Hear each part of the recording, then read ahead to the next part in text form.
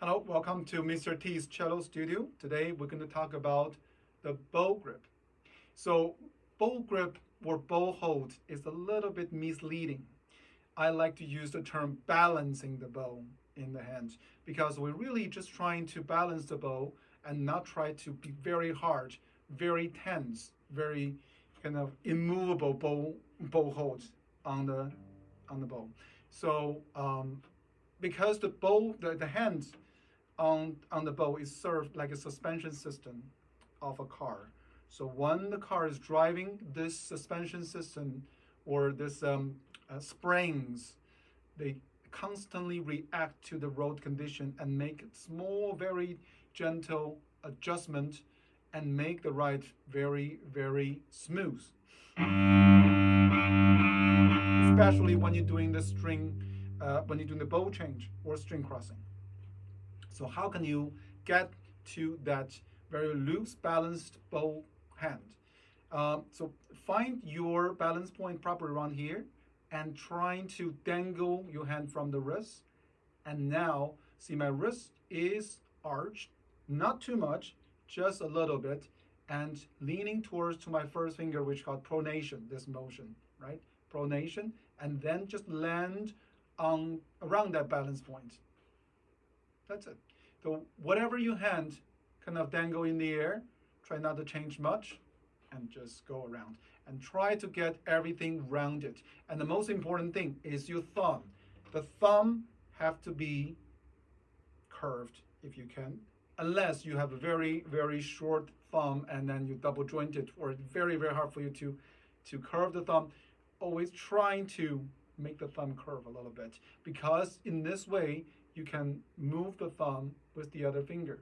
And as we talk about the suspension system or the spring action, this how you can make that action happen, right? If you lock your thumb, there's no movement can happen.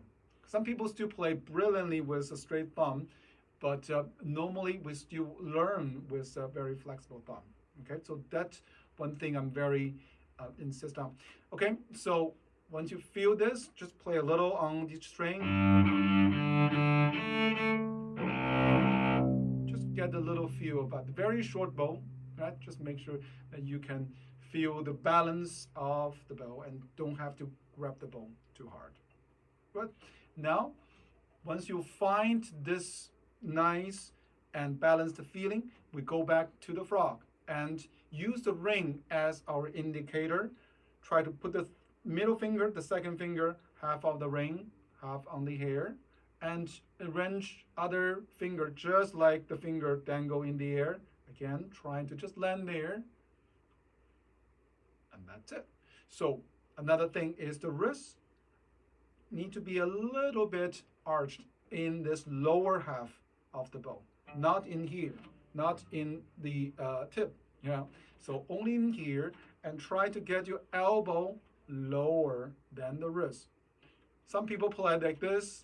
There are exceptions, but normally I believe this will give you better grounding, more weight, more ease to use your natural weight from your arm and shoulder to play a nice and big resonant sound.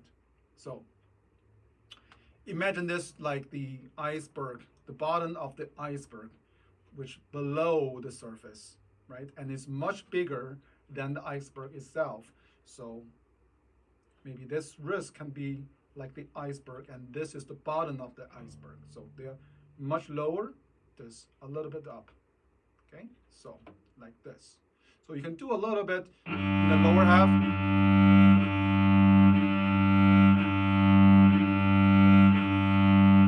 Just to feel how easy, how relaxed can be. Now, the most difficult finger is the thumb. Okay, the thumb need to be in this upper corner, right in here. There. Yeah.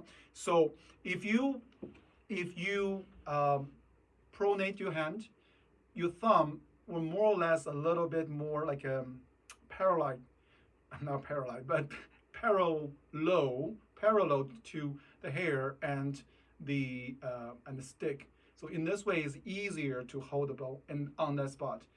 But if you kind of put the thumb underneath the bow, then your hand will have this kind of place, and it's very hard to control the bow. And in the hand, it's very easy. The thumb is very easy to get tense.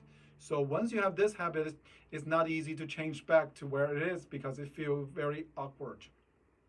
So from the beginning, try to get your thumb in the upper corner of the frog and the bow there. That's why I have this nice little cushion we call the bow cushion there, right? So right in here, right? See if you can see it. I'll say this way, right there. And always check. Use the tip area of the thumb. So don't use too much into your thumb pad. If you do this, then more likely you're gonna go through the hole. Yeah, and definitely not put your thumb into the hole there. So turning, leaning towards your first finger will help you to find that corner and find that thumb. So try to find that balance in here. And another way to start a bow is to start from the tip. Okay, so in this way, you can read this one. You can see the thumb, the old hand is very leaning towards the first finger, right? So from here, you pull back, and leaning back.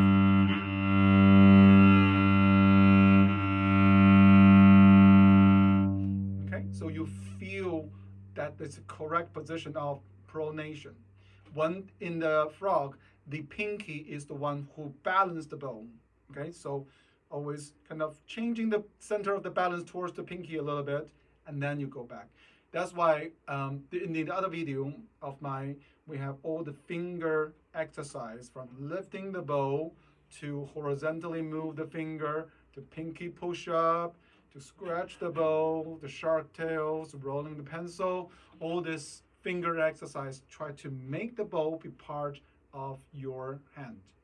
Okay, so hope that helps. Let me know if you have any question, leave that into the comment section. Thank you.